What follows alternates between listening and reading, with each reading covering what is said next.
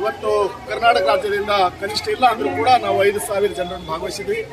ಹಾಗಾಗಿ ನಿನ್ನ ಕಾರ್ಯಕ್ರಮ ಅದು ಅದ್ಭುತವಾದಂತಹ ಸಂದೇಶ ಇಡೀ ದೇಶಕ್ಕೆ ಮತ್ತು ಇಡೀ ಒಂದು ಜಗತ್ತಿನ ಸಮಸ್ಯೆ, ಬೌದ್ಧರ ಸಮಸ್ಯೆ, ಬೌದ್ಧ ವಿಹಾರ ಬೌದ್ಧರಿಗೆ ಕೊಡಬೇಕಂತಕ್ಕ ಒಂದು ಬೇಡಿಕೆ ಒಂದು ವಿಚಾರವಾಗಿ ಇಡೀ ನಾಡಿನ ಬೌದ್ಧರು ಭಾಗವಹಿಸಿದ್ವಿ. ಆ ಕಾರಣಕ್ಕಾಗಿ ಇಂದು ಡೆಲ್ಲಿಯಲ್ಲಿರ್ತಕ್ಕಂಥ ಬಾಬಾ ಸಾಹೇಬ್ ಅಂಬೇಡ್ಕರ್ ಅಂದಿನ ಮನೆ ಹಾಗಾಗಿ ಬಾಬಾ ಸಾಹೇಬ್ ಅಂಬೇಡ್ಕರ್ ಅವರು ಒಂದು ತಮ್ಮ ಕೊನೆಯ ಜೀವನ, ಕೊನೆಯ ಶ್ವಾಸ ಅಥವಾ ಕೊನೆಯ ತಮ್ಮ ದೇಹದಿಂದ ತಮ್ಮ ಕೊನೆ ಉಸಿರು ಎಳೆದಂತಹ ಒಂದು ಪವಿತ್ರ ಭೂಮಿ.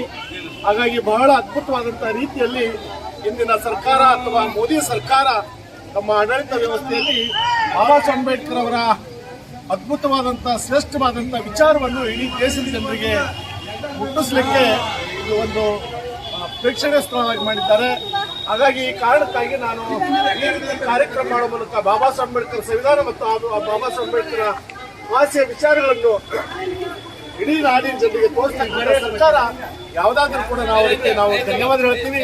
ಹಾಗಾಗಿ ಈ ಒಂದು ಪವಿತ್ರ ಕಾರ್ಯ ಮಾಡೋದಕ್ಕಾಗಿ ಈ ಮೋದಿ ಅವರಿಗೆ ಕೂಡ ನಾನು ಶುಭ ಹಾರೈಕೆ ಕೊಡ್ತೀನಿ.